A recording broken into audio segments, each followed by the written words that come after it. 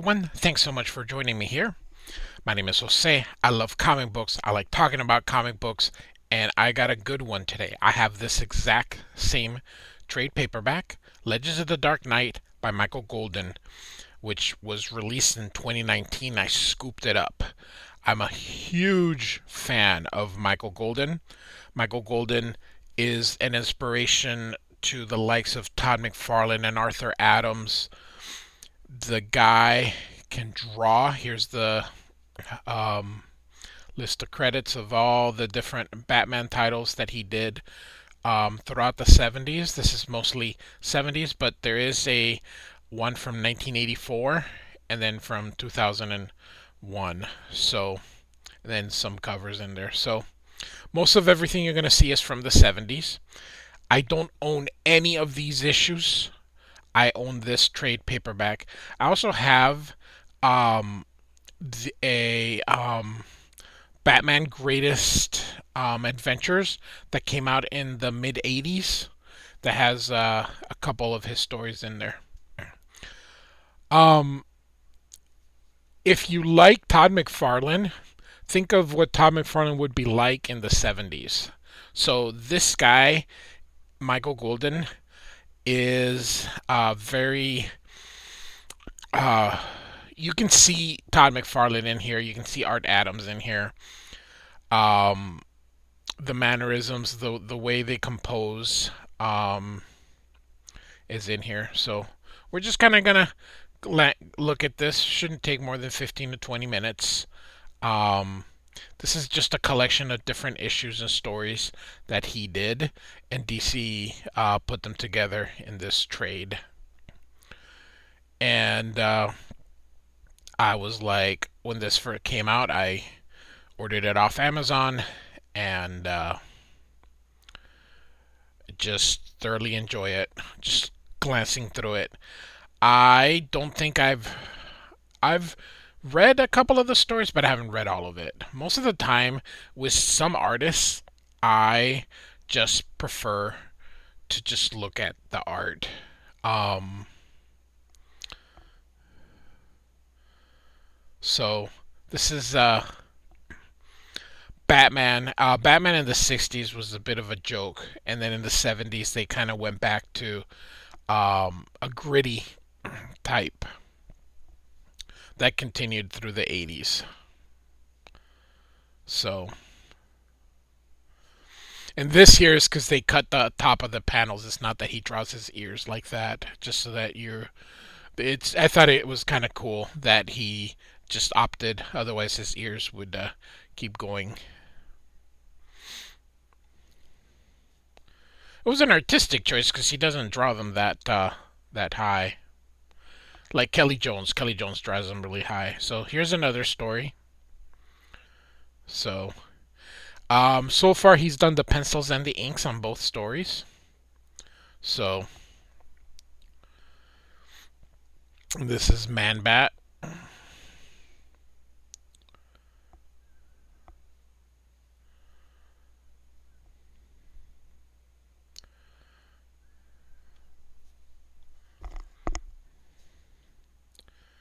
I really like Michael Golden. I was first came across his work on Marvel Fanfare. He did a Hulk and Spider-Man story, and I had bought that issue. Um, I have to say I was very impressed, and then I had the GI Joe Special Missions annual, and just became a fan of his. I had seen some of his covers that he's done. His later work is much. Um, it's I don't know. It's more of what you're used to modern um, comics looking like, and I just thought that he was so neat. Um, I always looked for people that were McFarlane clones, and like I said, I didn't know who he was. I just thought that he was very McFarlane-ish. Turns out that McFarlane is very Goldenish. I've also have a trade collection of his Micronauts work and a Nom. I think I have like one of his issues. But the Nom wasn't my cup of tea when I was growing up. But I've since gone back, and like I said, I got the trade that he did. It's an old trade because I don't think that thing's been released currently. I have to see if I can find it online. So, so far we've only seen one Batman story and then two, or now three Man Bat stories, but that's all right.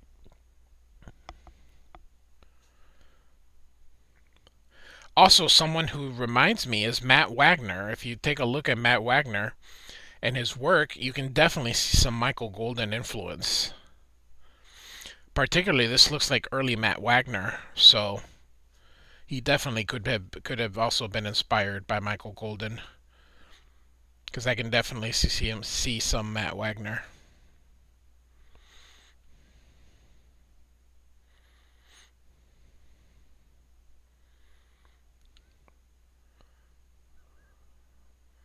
So now it looks like oh, Denny O'Neil is the writer in this one.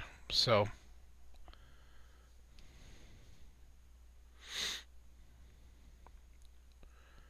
Denny O'Neil, when I was collecting comic books, he was the editor um, of Batman.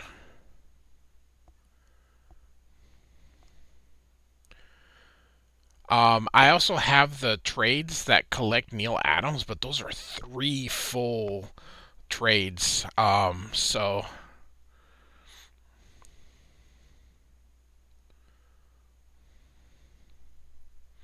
it's very cool seeing Batman in the 1970s.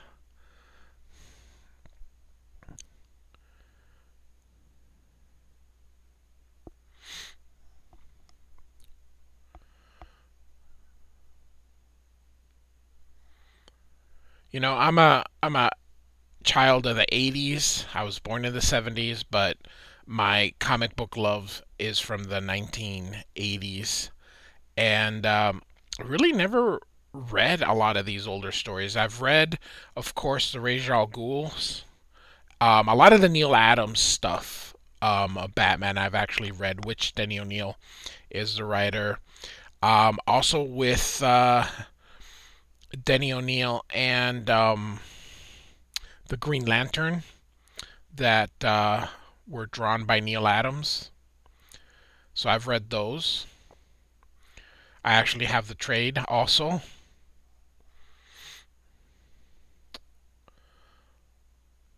Um, Denny O'Neil, I've read a lot of his Iron Man. He took over Iron Man after Bob Layton and David Michelinie had left. And he bridged before they also returned. So he had bridged. Love this pose here of Batman kind of jumping like that pose.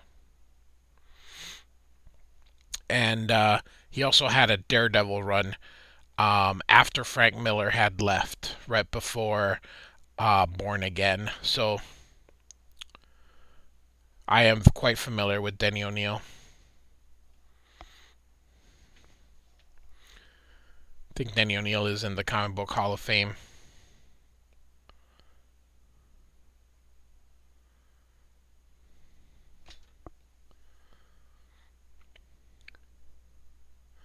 So Michael Golden isn't very fast either, from my understanding. So um, it looks like most of his comic book work is in the 70s. In the 80s, did a few things here and there, but most of the time after that, it's mostly covers.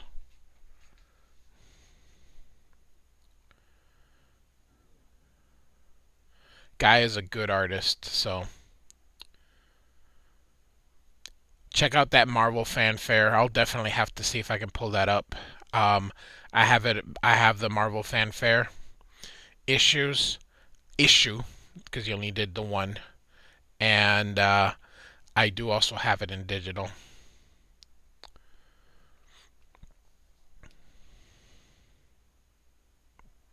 Let's see if I can pull that up one day.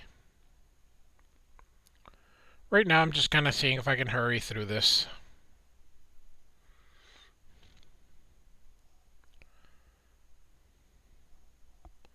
He's a solid composer of images. Like I said, if when you look at his covers, you're gonna go, "Ooh, that's just really cool." Um, Unfortunately, because I don't think he's also very quick. He doesn't always put the best art when he's doing the insides, particularly when he doesn't ink himself when somebody else is inking him, like here. He does much better job when he's inking himself.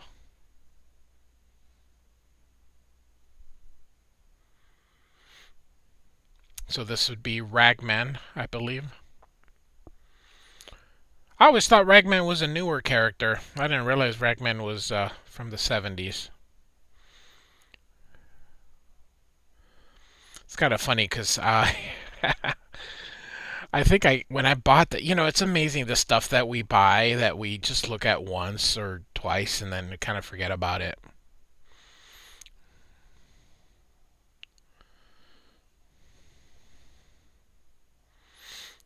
So it looks like he is definitely likes his man bat.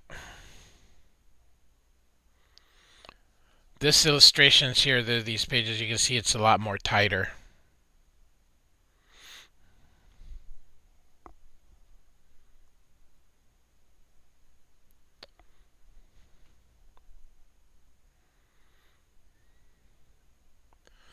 So right now we're just looking at the art. Comic books is, you read them and you look at them. So right now we're just gonna look at them because I'm just here to show you the Michael Golden art. We're not here trying to digest what's happening. This would take us hours on a trade paperback. This has 240 some pages. So Dick Giordano is a great inker. Rest in peace. So is Denny O'Neil, is a great writer who's also passed away. But Michael Golden is still with us.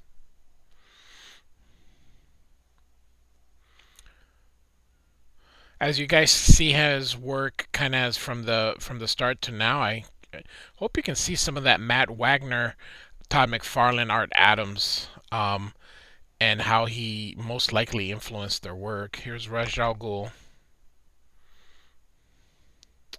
and Talia.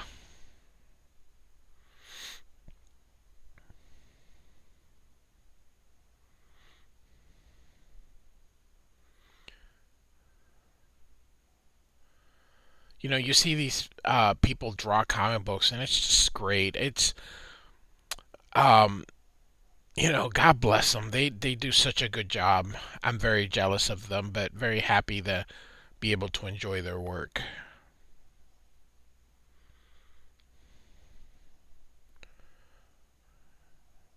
Great composition.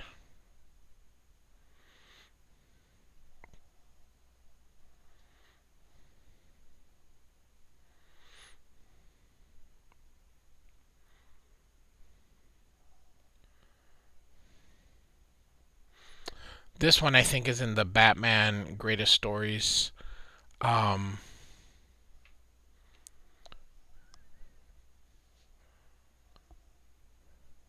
so this is a caricature I think of himself. So this is him.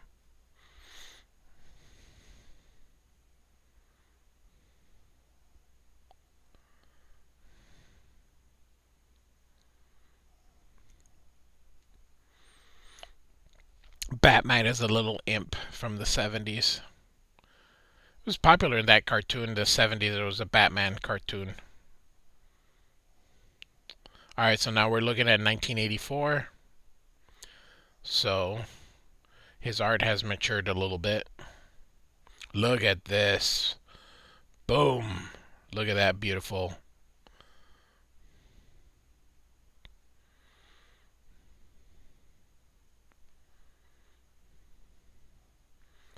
Definitely, you see now someone whose work has matured quite a bit.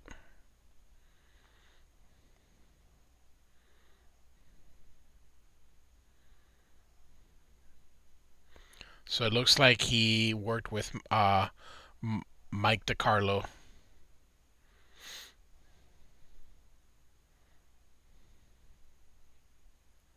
So it looks like somebody had another inker. But definitely you can see his art is much more tighter, his pencils.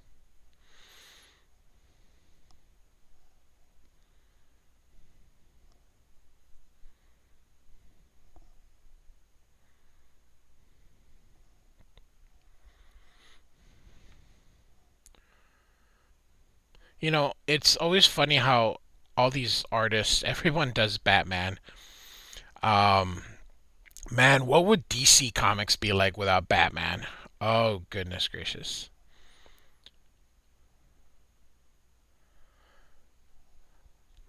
Batman is what makes DC move. If it wasn't for Batman, I don't know what they would have because um they put all their eggs in Batman. I mean, you would think that they'd put their eggs in Superman too and Wonder Woman, but if you and this is 2023, if you go to a comic book store, there's got to be 50 Batman titles between Batman Detective Comics and then everything else he appears on. There's got to be close to 50 Batmans every month. He outsells everyone in DC. It's just it's unbelievable how one character, in Marvel, with all their different characters, but it's not like they have Spider-Man in every title or Captain America or Thor or anybody. Marvel seems to consistently promote everyone, whereas DC just cares about Batman and just hopes everybody else can, not lose money or something. I don't know. It's just such, and I get it. He is a popular character. He's my favorite too. Um, Part of the reason Batman is my favorite is growing up, there was Batman Year One. I was in high school or in middle school when Batman Year One came out. And the Batman movie came out in '89, and there's just so many really fond memories. So Batman just became integral. So I get, you know, my generation love for Batman, but DC just keeps, everything is Batman, Batman, Batman. So, and DC actually stands for Detective Comics in case people didn't know that. So, I guess DC really does owe everything to Batman.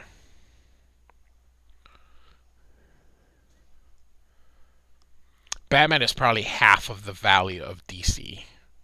Like if you were to buy DC, but they get to keep Batman, but you get everything else, you would probably pay for half. So, all right. So this is the last story. Oh, it looks like he's just the writer.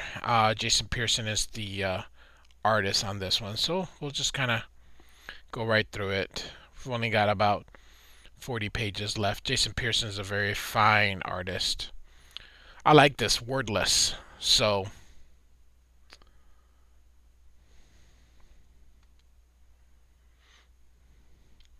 this, and it looks like some of the covers that he's made. This is the Michael Golden that I remember. Look at that.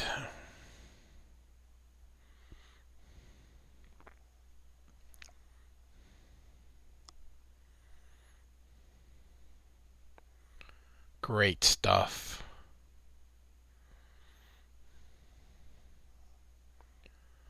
I think Todd McFarlane had him do a couple issues of a couple covers for Spawns in the early 200s.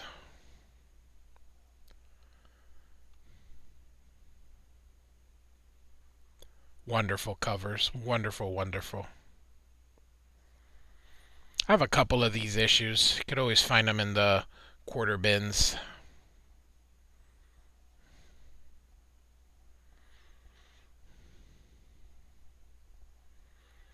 Very cartoony, very big eyes. I can totally see McFarlane in him.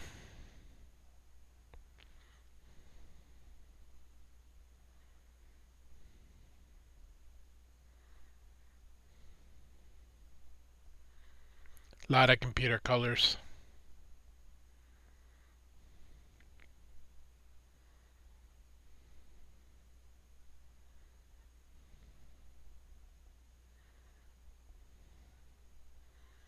Very cool. Very a lot of movement. Very cartoony. So if you get a chance to get this book, get it.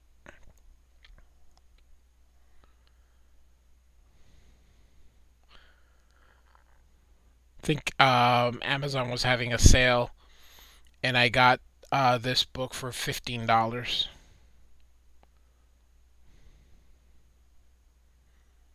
So looks like we are reaching the end here.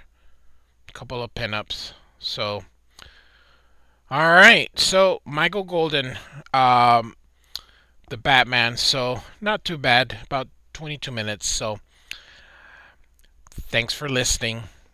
Like and subscribe. Have a great day.